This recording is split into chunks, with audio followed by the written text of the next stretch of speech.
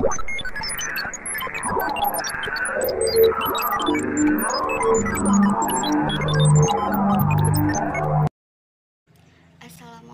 warahmatullahi wabarakatuh. Halo semuanya, nama saya Gina Nurul Aini. Kali ini saya dan rekan-rekan saya akan menjelaskan tentang karakteristik dan perbedaan individu.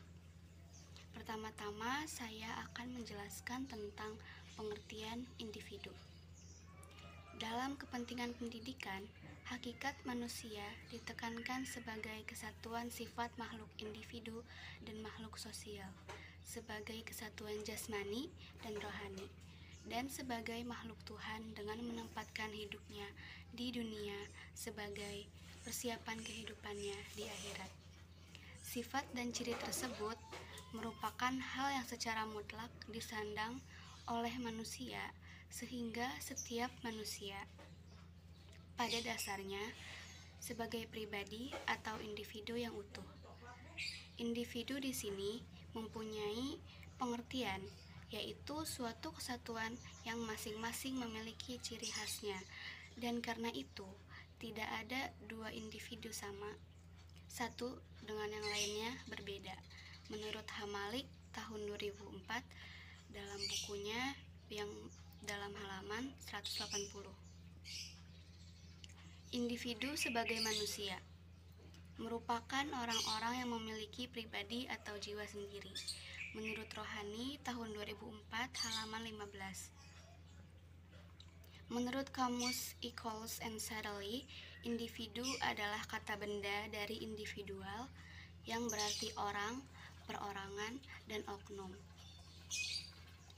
Berdasarkan pengertian tersebut, dapat dibentuk suatu lingkungan untuk anak yang dapat merangsang perkembangan potensi-potensi yang dimilikinya dan akan membawa pertumbuhan-pertumbuhan apa saja yang diinginkan dengan kebiasaan dan sikapnya.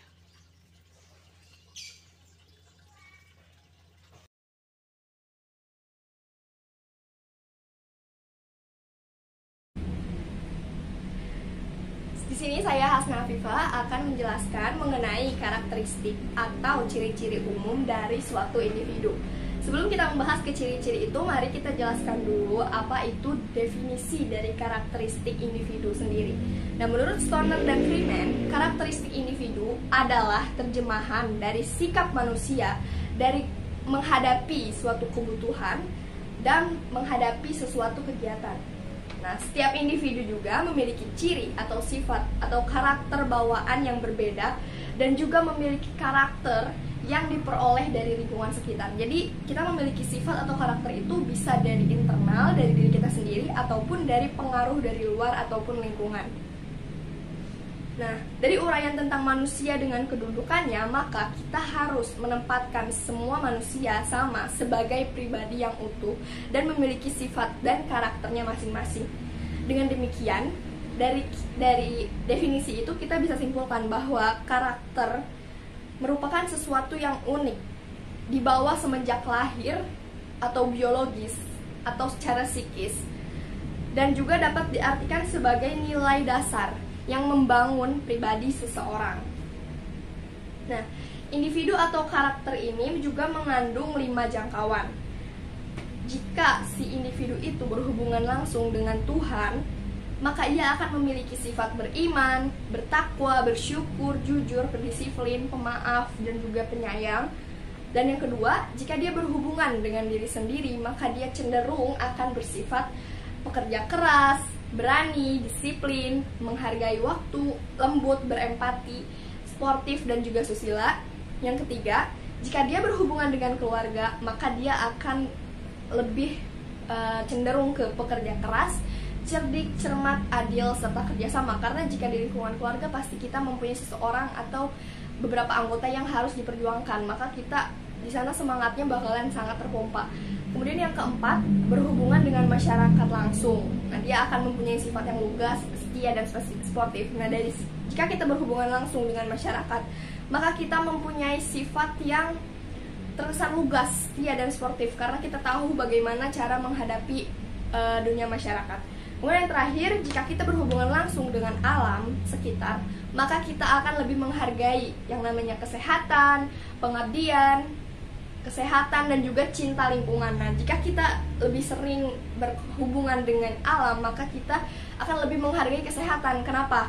Karena kesehatan, kita tuh akan menyadari bahwa kesehatan itu mahal didapatnya gitu. Kesehatan itu susah didapatkannya. Makanya dari itu, jika kita berhubungan dengan alam, maka kita akan lebih menghargai lagi yang namanya kesehatan.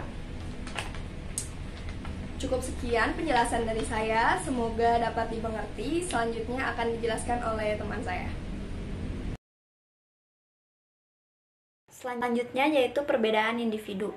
Perbedaan individu adalah suatu perbedaan yang dimiliki oleh setiap individu, baik fisik maupun non-fisik, yang menjadikan seseorang memiliki karakter atau ciri-ciri yang berbeda antara satu dengan yang lain.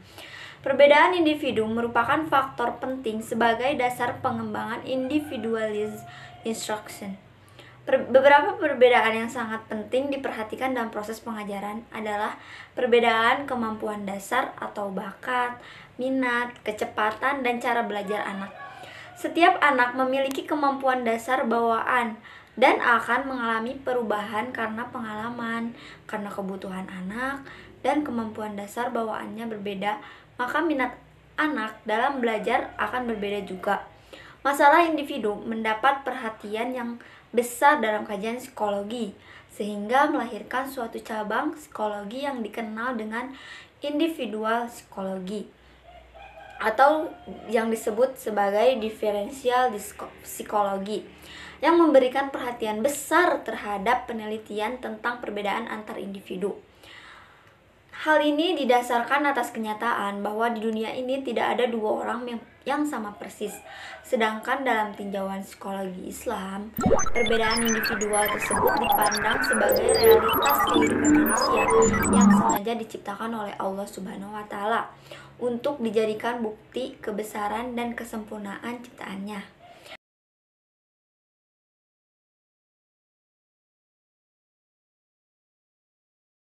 Assalamualaikum warahmatullahi wabarakatuh. Saya Idewa Ayu Madisa Fasya akan menjelaskan tentang aspek-aspek yang mempengaruhi pertumbuhan. Di sini ada 3 macam, dan yang pertama adalah pertumbuhan fisik. Pertumbuhan fisik adalah perubahan fisik dari kecil atau pendek menjadi besar dan panjang, yang prosesnya terjadi sebelum lahir hingga dewasa. Contohnya tinggi badan manusia. Dan yang kedua, ada pertumbuhan sebelum lahir. Pertumbuhan sebelum lahir ini dimulai ketika proses pembuahan, yaitu bertemunya sel telur dan sperma, yang membentuk suatu sel kehidupan yang dinamakan embrio.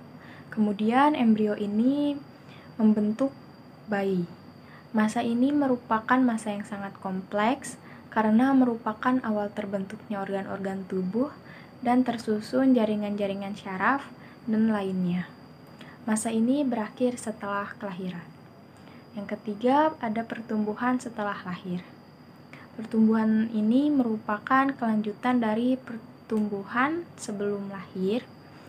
Dalam hal ini akan mengalami pertumbuhan fisik yang cukup signifikan dan akan mengalami pubertas. Selanjutnya akan memasuki periode tenang sampai tahap dewasa lalu tua. Terima kasih.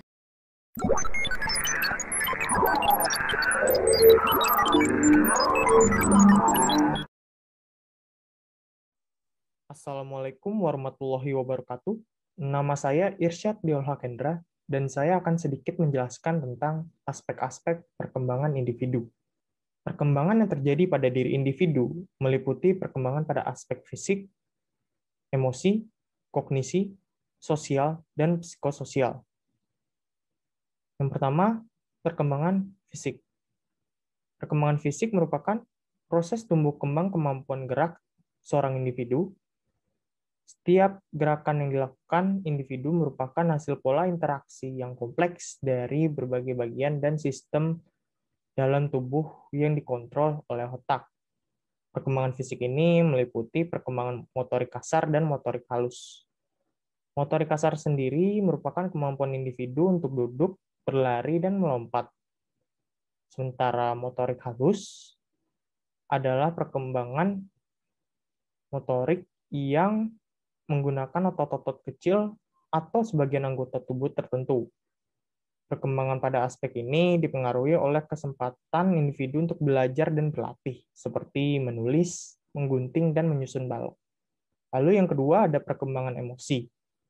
Emosi merupakan salah satu kompleksi suasana yang mempengaruhi perasaan atau pikiran yang ditandai oleh perubahan biologis dan muncul sebelum atau sesudah terjadinya sesuatu. Terjadinya emosi didahului dengan suatu kejadian atau situasi yang mengaktifkan sistem saraf, menimbulkan terjadinya perubahan fisiologis dalam tubuh. Semisal kontraksi-kontraksi otot, sekresi kelenjar-kelenjar tertentu, peredaran darah cepat. Bisa juga terjadi tindakan atau tingkah laku tertentu seperti menangis kalau emosi sedih, tertawa terbahak-bahak kalau gembira, menari-nari, berpelukan, dan mencubit, mengucapkan kata-kata tertentu, dan sebagainya. Jadi emosi terkadang terjadi melalui perubahan fisiologis di luar kesadaran. Lalu yang ketiga, ada perubahan kognitif. Kognitif adalah salah satu ranah dalam taksonomi pendidikan.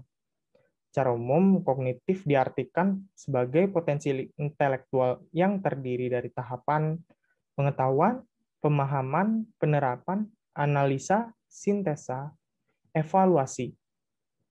Kognitif berarti persoalan yang menyangkut kemampuan untuk mengembangkan kemampuan rasional. Kemampuan kognitif berkaitan dengan perkembangan berbahasa, bahasa lisan maupun isyarat, memahami kata dan berbicara. Kognisi sebagai kapasitas kemampuan berpikir dan segala bentuk pengenalan. Digunakan individu untuk melakukan interaksi dengan lingkungannya. Dengan berfungsinya kognisi, mengakibatkan individu memperoleh pengetahuan dan menggunakannya sehingga muncul organisasi, yaitu kecenderungan untuk menghasilkan struktur kognitif yang kompleks, yakni sistem pengetahuan atau cara berpikir yang memadukan sebagian banyak cerita tentang realitas. Struktur tersebut disebut skema, yaitu pola perilaku yang terorganisasi digunakan seseorang untuk berpikir dan bertindak dalam satu situasi. Yang terakhir, ada perkembangan psikososial. Psikososial berkaitan dengan kemampuan individu untuk berinteraksi dengan lingkungannya. Misalnya, kemampuan individu untuk menyapa dan bermain dengan teman-teman sebayanya. Aktivitas bermain bagi seorang individu memiliki peranan yang cukup besar dalam mengembangkan kecakapan sosialnya sebelum anak mulai berteman.